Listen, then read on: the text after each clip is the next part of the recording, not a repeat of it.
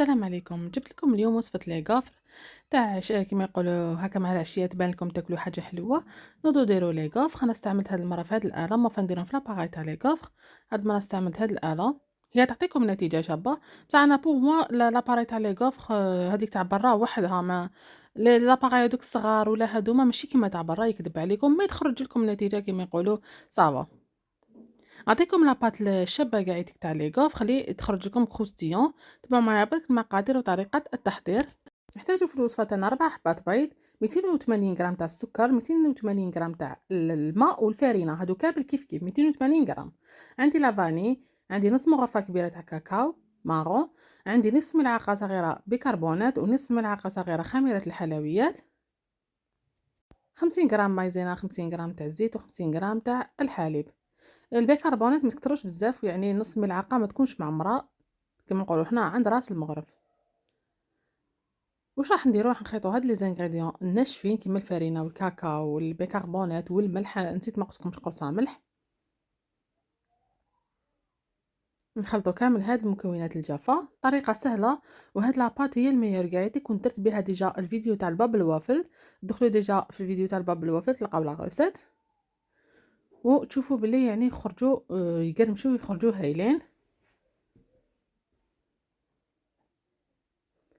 كما راكم تشوفوا خدمت كامل هنا لي زانغريديون ناشفين. من بعد نحطهم بجيه. الا ما كانش عندكم لافاني ليكيد هنا ديروا لافاني بودر.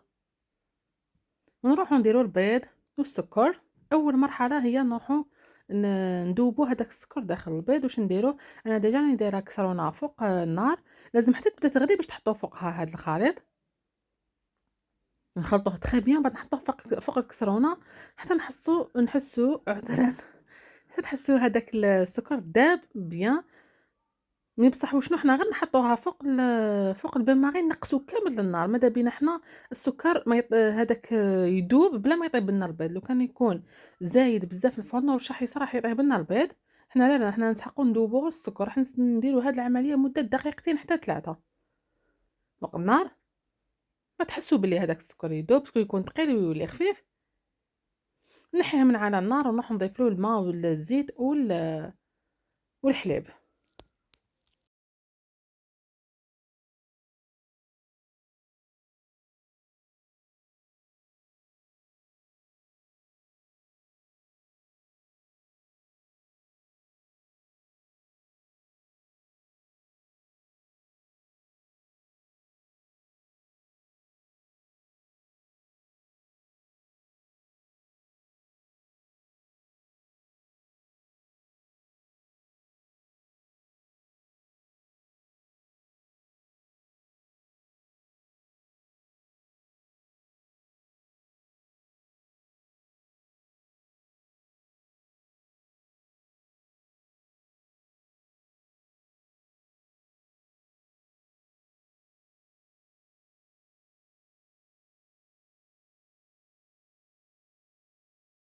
مرة ما تخلطوش ديروا تروحوا تصفوا هذا الخليط باسكو يدير شويه تاع كتولات.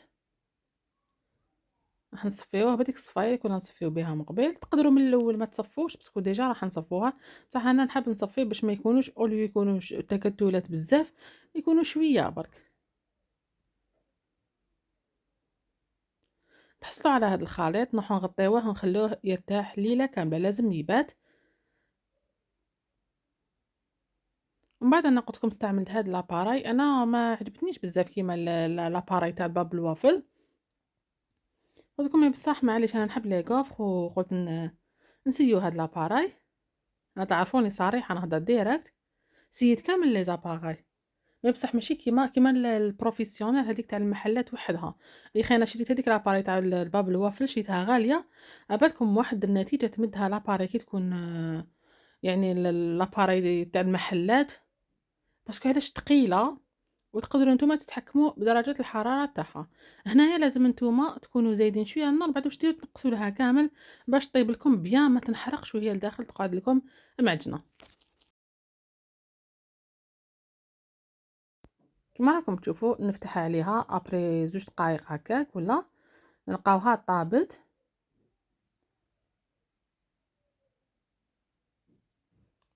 نحيها ونحطوها في كرياج باش تبرد، باسكو علاش هي تكون شويه طريه، من بعد غير تحطوها فوق الكرياج راح تبرد وراح تولي تقرمش. انا ديكوريت هنا بالفواكه. قلت لكم انا ديجا شريت هذوما من عند سبالة فروي، عنده صراحه تشكيله من الفواكه الاستوائيه تاع الجزائر وماشي تاع الجزائر. شريت هذوما لي ميرتي، شريت الميغ، شريت الفرامبواز، المونغ، بزاف عفايس هكايا. هذه فخويت باسيون بالنسبه للناس اللي يعرفوها. المهم انا حطيت الكافخ تاعي هكايا وندير لها شوكولاته. اختي استعملت لا مارك الجزائريه كما تعرفوني نخدم بها انا من بكري.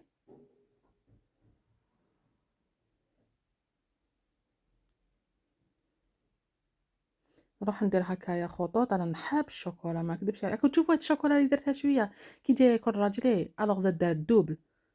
بسلامتو شحال ياكل شي يقول اكثر مني. انا ما حبيتش نكتر بزاف بزاف الشوكولاته اختيني باش ما تغطيش هذوك الثقوب تاع لي كافغ.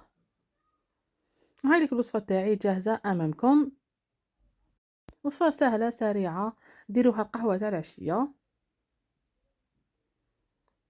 نقول لكم تهلاو بزاف في روحتكم. نشوفكم ان شاء الله في فيديو مقبل والسلام.